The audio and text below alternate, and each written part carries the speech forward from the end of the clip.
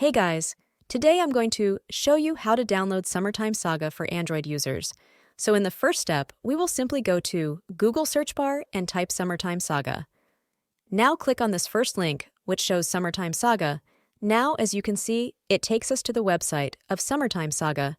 Now scroll down, and here you can see it shows different options like Windows, Mac, and Android. Also, you can see it shows two options for Android, one for new and one for older Android versions, so you can choose according to your Android version. Now we will click on Mega under the Android option. After that, Mega link will open.